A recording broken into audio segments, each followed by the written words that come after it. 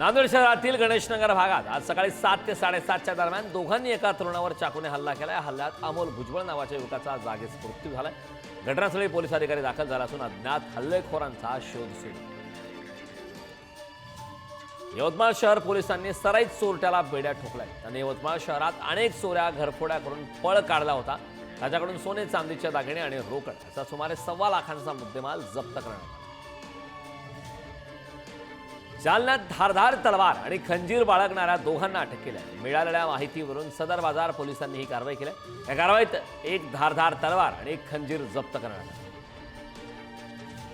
पंढरपुरात अवैध वाळू उपसा आणि वाहतुकी विरोधात महसूल विभागाने धडक मोहीम हाती घेतली आहे। मोहिमेअंतर्गत भीमा नदी पात्रात कारवाई करण्यात आली। कारवाईत अवैध वाळू वाहतुकीसाठी वापरण्यात येणाऱ्या 18 लाकडी होड्या जेसीपी आणि कटरच्या साह्याने नष्ट करण्यात आल्या। दुकानात ग्राहक बनून आलेल्या एका व्यक्तीने दुकानात ठेवलेल्या पाकिटावर डल्ला मारला। ठाण्यातील मानपाडा परिसरात ही घटना घडली। घटनेचा संपूर्ण सीसीटीव्ही समोर आला।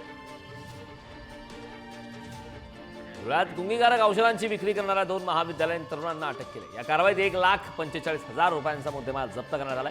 ताब्यात घेण्यात आलेले दोन्ही तरुण शिरपूर तालुक्यातील खर्दे गावातील रहिवासी आहेत। जालन्यात अवैधरित्या गावठी पिस्तूल बाळगणाऱ्याला पोलिसांनी जेरबंद केले। जालन्याच्या आष्टी पोलिसांनी ही कारवाई केली। आरोपीला ताब्यात घेऊन त्यांच्याजवळील गावठी पिस्तूल जप्त केले। आरोपीला न्यायालयाने 3 दिवसांची पोलीस कोठडी सुनावली।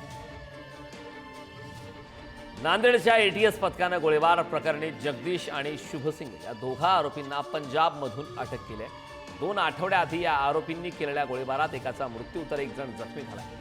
आरोपी बब्बर खालसा या दहशतवादी संघटनेत सक्रिय असल्याची माहिती।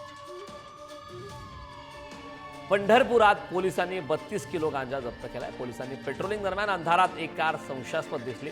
रस्त्याच्या कडेला थांबलेल्या कारची पोलिसांनी झडती घेतली असता गाडीमध्ये तब्बल 32 किलोग्रॅम वजनाचा 6,42,000 किमतीचा गांजा आढळून आला।